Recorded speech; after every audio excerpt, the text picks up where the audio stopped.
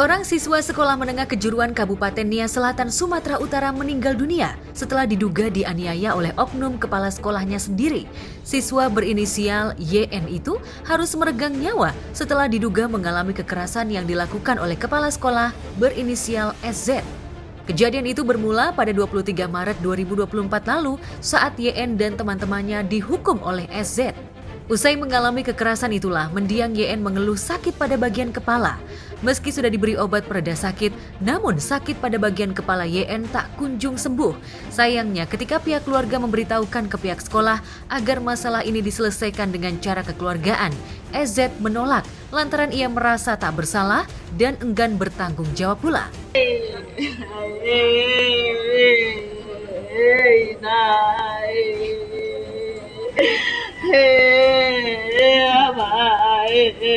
Mama saya, gue soalnya, Papa.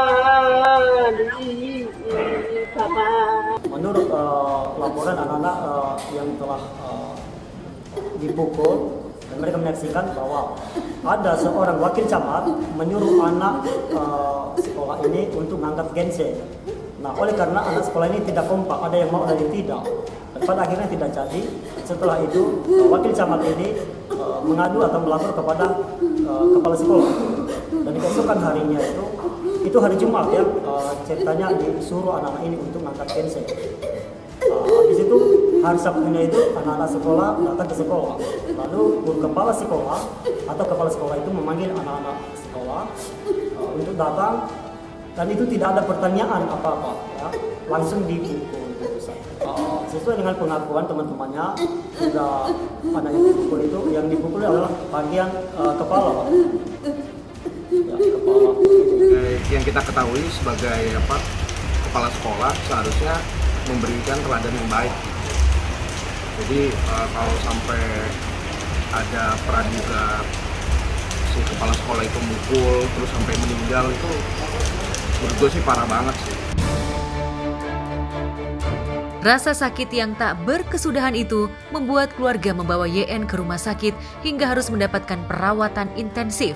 Berdasarkan rekam CT scan rumah sakit, terdapat saraf yang tidak berfungsi akibat pukulan tersebut. Pada hari Selasa itu anak saya di Rosen scan, habis itu hasil pemeriksaan di kepala anak saya itu ada saraf yang rusak atau yang tidak berfungsi lagi, sehingga itu mengakibatkan anak saya itu bisa tidak sadar dan bisa jika dia berbicara sehingga tidak jelas gitu. Dan anak saya langsung masuk ke ruang ICU karena anak kami dalam keadaan tidak sadar lagi sampai meninggal pada hari Senin.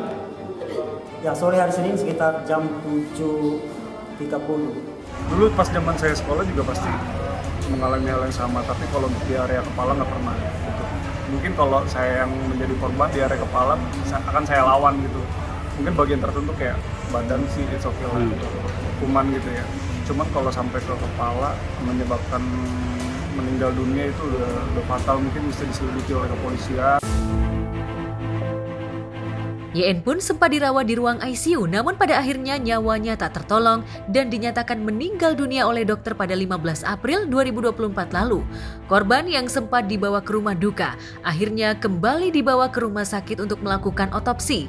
Dan tentunya karena kejadian ini, pihak keluarga korban telah melaporkan ke Polres Nia Selatan. Besar harapan terduga pelaku, oknum kepala sekolah segera diproses secepatnya secara hukum dan diberikan sanksi seberat-beratnya untuk mempertanggungjawabkan perbuatannya. Ya, setelah meninggal kami membawa ke rumah duka. Habis itu pihak kepolisian datang ke rumah kami, ke rumah duka, untuk mengharapkan kami untuk dilakukan otopsi terhadap anak kami. Kapan itu, Pak? Itu akan dilakukan pada hari Kamis besok.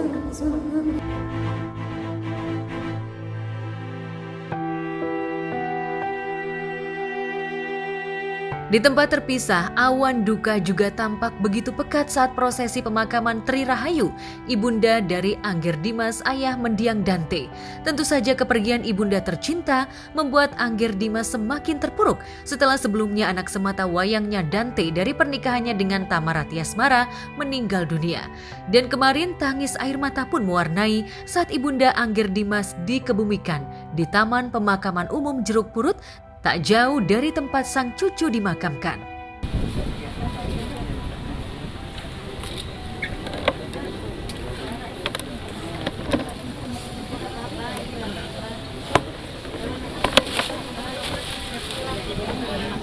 Dia nggak mau lepas dari ibunya. Sebentar dia di bawah berdiri lagi, dia talkin ibunya, saya bilang. Dan dokter Bima itu selalu bilang, Angger, kamu dipanggil kan, Ger? Kamu jangan tangisin ibu, tapi kamu talkinkan ibu di kuping kanan. Itu dengan adiknya, Laras, ganti-gantian. Makanya terima kasih saya teman-teman wartawan. Saya mohon bantu doanya. Ya, semoga beliau dalam kondisi husnul khotimah. Mungkin nggak tahu itu memang urusan dengan Allah. Ibunda Angger Dimas meninggal dunia setelah berjuang melawan sakit kanker rahim stadium 4 yang diidapnya. Bahkan sebelum mengembuskan nafas terakhir, Ibunda Angger Dimas sempat bermimpi bertemu dengan cucu tercinta Dante. Hal itulah yang membuat keluarga menduga jika mimpi itu merupakan firasat, jika ibunda tercinta bakal pergi untuk selama-lamanya. Dari segi Karena dari dekat rumah kita. pertama dekat rumah, kedua juga ibu itu memang pasca kematian dan berpulangnya Dante itu memang selalu membicarakan Dante, dan kan sempat ada dimimpiin ya. Ya. Itu. Dan ya memang semenjak kepergian Dante banyak perubahan di ibu. Semasa hidup itu ibu tidak pernah mengeluh orang.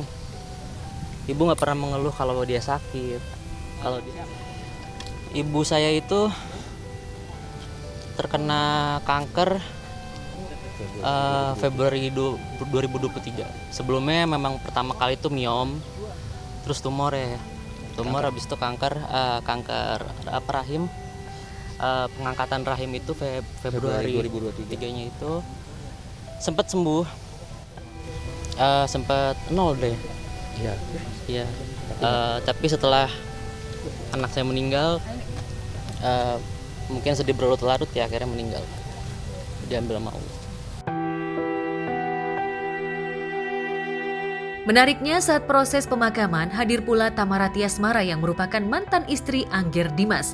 Tamara tak mampu menutupi kesedihannya saat berada di pusara mantan mertuanya tersebut. Apalagi selama ia menjadi istri Angger Dimas, sosok almarhumah dinilai baik dan sayang dengan cucunya. Ya, orangnya baik terus diem gitu, maksudnya orangnya nggak banyak omong. Jadi kayaknya kemarin di waktu sakit makanya nggak tahu gitu, karena emang nggak mau dikasih tahu kan.